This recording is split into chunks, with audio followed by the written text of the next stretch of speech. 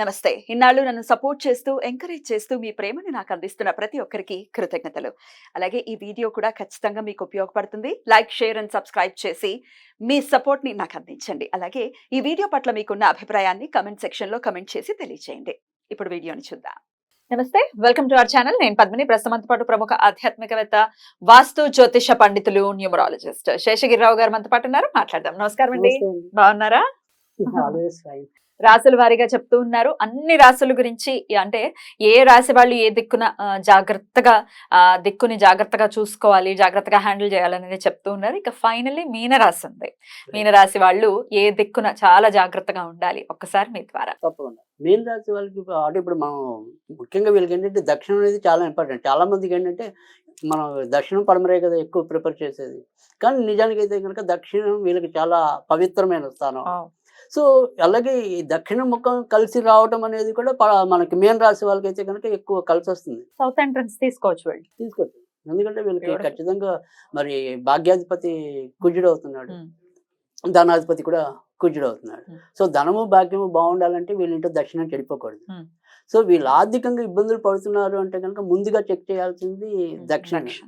So అందుకే నాకేంటంటే ఎప్పుడైనా సరే వాస్తుకి వెళ్ళినప్పుడు ఈజీ ఏంటంటే అదే ఉంటుంది. వాళ్ళ జాతకం మీకు నేను చూశాను అంటే కనుక ఖచ్చితంగా తెలిసిపోతుంది. నేను వాళ్ళ ఇంటికి వెళ్ళకపోయినా కూడా వాళ్ళ ఇంట్లో ప్రాబ్లం ఏముంది అని ఇక్కడి నుంచే చెప్పిన సందర్భాలు కూడా చాలా ఉన్నాయి. ఎందుకంటే ఆటోమేటిక్గా వాళ్ళు ఎలాంటి ఇంట్లోకి వెళ్ళి ఉంటారు, లేదంటే అక్కడ ఏమి ప్రాబ్లం చేసి ఉంటారు అనేది కూడా మనకు అవగతం అవుతూ ఉంటుంది. సో ఒకసారి అలా ఇల్లు చూడకుండా కూడా చెప్పిన సందర్భాలు కూడా చాలా ఉన్నాయి వాళ్ళకున్న ప్రాబ్లమ్స్ బట్టి. సో మనం ఏం చేస్తామంటే తెలిసి తెలియక దక్షిణం అనేది పెట్టేస్తూ ఉంటాం. బరువు అనేది automatic గా అవన్నీ ఉంటాయి కదా. సో అలాంటిది సాధ్యమైనంత వరకు కూడా మీరు దక్షిణం అనేది ఖచ్చితంగా జాగ్రత్తగా చూసుకోవాలి అనేది ఒకటి. ఇంకా పడమర మటుకు వీళ్ళకి కొంతవరకు అటువైపు పెట్టుకోవచ్చు. బరువులు పడమరలో వెస్ట్ లో అయితే మళ్ళీ పడమర వాయువ్యం మంచిది పెట్టకూడదు. Okay. సో వీళ్ళకి మరి బుద్ధి జ్ఞానం బాగుండటం ఒకటి, సంతానం యొక్క గ్రోత్ బాగుండటం కానీ, సంతాన పరంగా ఆకస్మికంగా ఏమైనా చికాకులు ప్రమాదాలు ఎదురవుతున్నాయంటే కనుక ఖచ్చితంగా వాయువ్యంలో ఏదో ప్రాబ్లం ఉన్నట్టే వీళ్ళకి. సో అందుకని అక్కడ పడమర వాయువ్యం అన్నది మటుకు కొద్దిగా సేఫ్గా చూసుకోవాలి.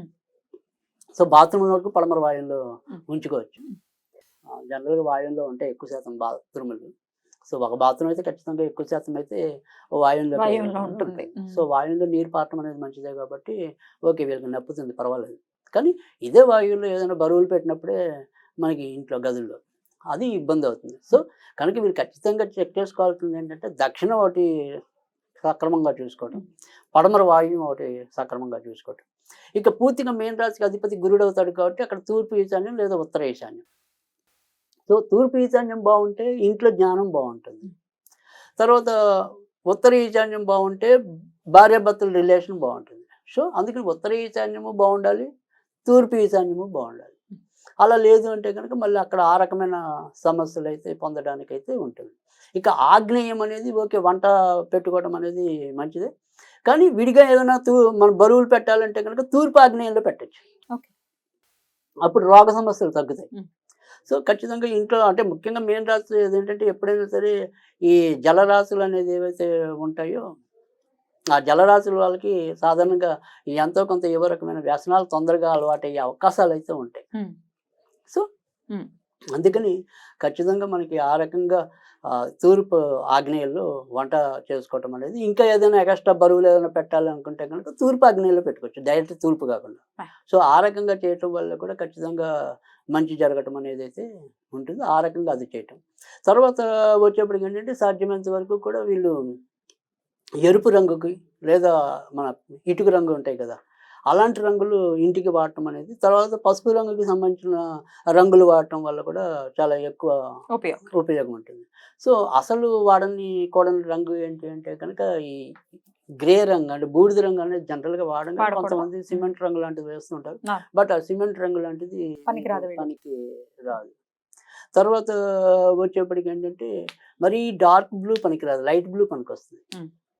సో ఆ డార్క్ బ్లూ అనేది వేయకూడదు. ఆ రకంగా కనుక చేసుకుంటే మంచిది. ఇంకా దక్షిణలో ఖచ్చితంగా ఏంటంటే ఏదైనా సరే దేవుణ్ణి పూజించడం అనేది ఉంటే కనుక ఖచ్చితంగా చిన్నదైనా పెద్దదైనా సరే ఒక సుబ్రహ్మణ్య స్వామి ఫోటో పెట్టుకోవడం అనేది ముఖ్యం. ఒకవేళ మనం కనుక ఈ దేవుణ్ణి ఆరాధించేది విధానం అది లేకపోతే కనుక ఆ దక్షిణలో ఖచ్చితంగా ఏదైనా సోల్జర్కి సంబంధించింది ఏదైనా సరే మెటల్ విగ్రహం అనేది ఉండటం అనేది వాళ్ళకి మేలు చేయడం అనేది ఉంటుంది. సో ఆ రకంగా మీన రాశి వాళ్ళైతే కనుక ఆ రకంగా చేసినట్టయితే ఖచ్చితంగా మంచి జరగడం అనేది అయితే రైట్. వీళ్ళకి ఏ ద్వారం అనేది చాలా బాగా కలిసి వస్తుందని అనుకోవచ్చు. అది ఇందాక మనం చెప్పుకున్నట్టుగా మొదట్లో సౌత్ ఓకే, సౌత్ కాని పక్షం. సౌత్ అనేది ఓకే.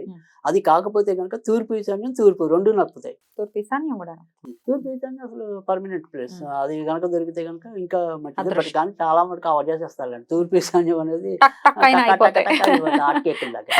సో అందుకని అది కొద్దిగా దొరకడం అనేది కష్టం ఉంటుంది. సో ఒకవేళ తూర్పు ఈశాన్యము దక్షిణం దొరుకుతుంది అనుకోండి. ఒకవేళ దొరకలేదు, ఈ రెండు కూడా దొరకకపోతే కనుక ఉత్తర వాయువ్యం తీసుకోవాలి, పడమర వాయువ్యం కాకుండా. ఓకే, ఉత్తర వాయువ్యం.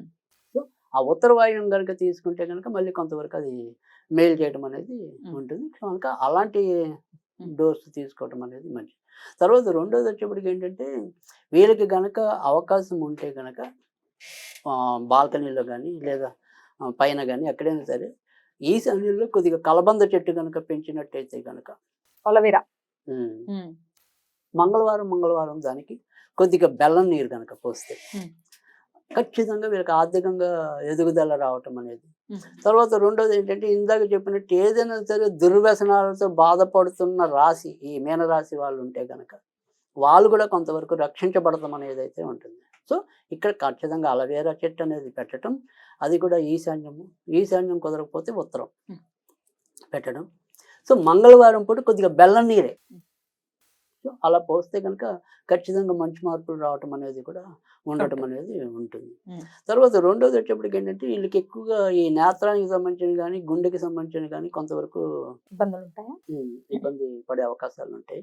సో దానివల్ల మనకి ఏదైనా సరే వాళ్ళ ఇంటి తూర్పులో అవకాశం ఉంటే కనుక సూర్యుడు ఉదయించేది ఏదైనా సరే ఒక పటం పెట్టుకోవాలి, పోస్టర్, లేదు డైరెక్ట్గా సూర్యుడి ఫోటో పెట్టుకున్నా కూడా తప్పేం లేదు.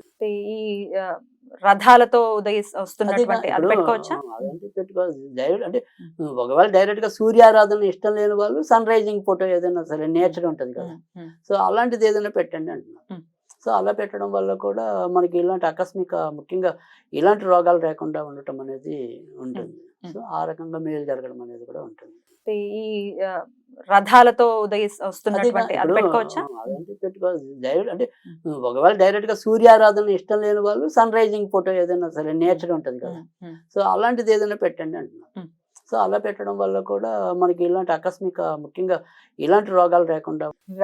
సో ద్వాదశ రాసుల వాళ్ళు కూడా ఏ దిక్కుల్లో జాగ్రత్తలు తీసుకోవాలి అనేది సవివరంగా మీరు తెలియజేశారు. కృతజ్ఞతలండి. మీనరాశి వాళ్ళు ప్రత్యేకించి దక్షిణం విషయంలో జాగ్రత్త తీసుకోవాలి అని చెప్తున్నారు కాబట్టి ఆ జాగ్రత్తని వహిస్తూ చాలా ప్రశాంతవంతమైనటువంటి జీవితం మీనరాశి వాళ్ళకి ఉండాలని మనస్ఫూర్తిగా కోరుకుంటూ చక్కగా వివరించినందుకు మీ కృతజ్ఞతల్ని తెలియజేస్తున్నానండి.